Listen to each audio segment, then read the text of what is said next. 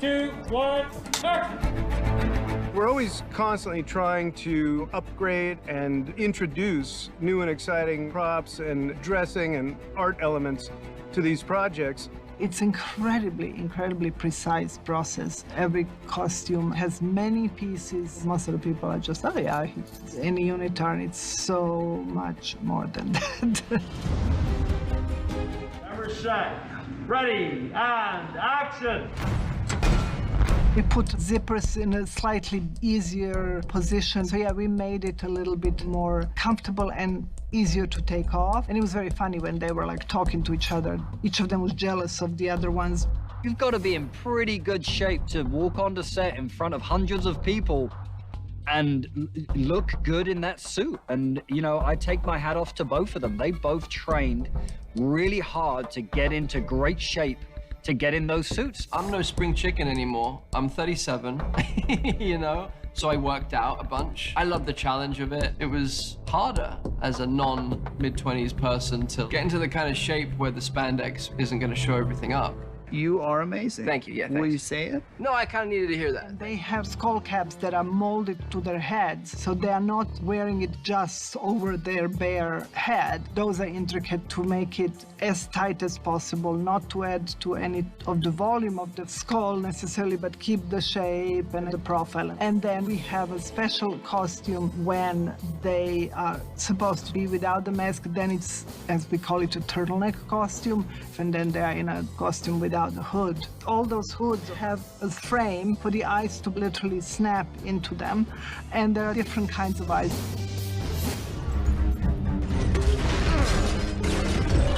With Dr. Octopus, I wanted to update that costume to look more tailored, more tough, but without changing drastically design. I wanted him to be a little kind of more superhero-ish in a sort of modern Marvel, Sony sense of the word. So we changed the cut, but we also drastically changed the fabric. We adjusted a little bit of the color. His belt girdle, completely practical. It was made out of quite light material and then painted to look like a medal, and he was always wearing that. Hello, Peter. And then the back with his arms, we simply made the holes on the costume that look like the arms burst out. And in those circles, we just covered it with a blue screen. Because the tentacles aren't actually attached to me, it's given me a bit more freedom physically. But it means that wherever we're doing, I have to be aware of them because they've got to be put in post. How we handle computer-generated props is that between myself and special effects, we physically make a prop that we feel that the design is locked, and we bring it to set, and after every shot we shoot, we do a lighting reference with the prop so that the computer graphics people understand where the lights were and how it should react on the set, where the reflections are coming from. Green Goblin probably was the biggest departure from the first one, and actually the new design of Green Goblin was done by the visual development department in Marvel. The power suit gets an upgrade and the mask got discarded. So it's a little closer to the comic, the look of the Goblin. And then the costume, in order to look the way it is, it was very special technology. It was first 3D printed, and then it was completely poured in foam. As one piece, it's kind of like he just puts the whole thing on, zip it up. It's just one jumpsuit.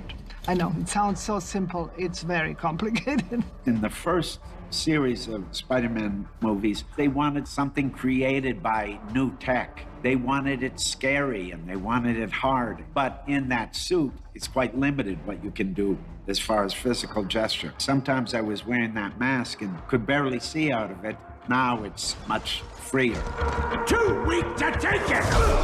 The glider that Green Goblin has and pumpkin bombs get reintroduced back into this because we wanted it to be as if time stood still. We were picking up from where we left off. Now, is there technology that we're introducing that wasn't in before? Of course there is. So you might see a weapon come off of Goblin's arm that he uses now in this film that he never had before, but it was part of his old technology. How you like the new?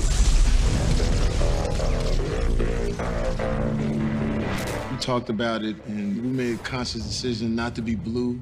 He came back as he was, but then he used the arc reactor from the fabricator to enhance his powers and his equipment. And so we had to recreate an entire new costume and equipment that incorporated the arc reactor into his world. And that's where he gets his powers from. We changed him completely. And it was a very interesting way they changed him, because he goes from being a pure electricity to something that's a combination of the normal uniform that he actually borrowed from some worker at a power station. And then he sort of MacGyver the parts on it in a very, very complicated and cool way. This has a little more like realness, like street to it. So I think the conscious decision to come back and have this look really works for the character, and you feel it. The whole thing was to make everything just 2021 cooler. After all these Marvel movies, everybody is kind of spoiled visually. So we kind of had to live up to that, make everybody look cool and be able to move. So if I achieve that, then I'm happy.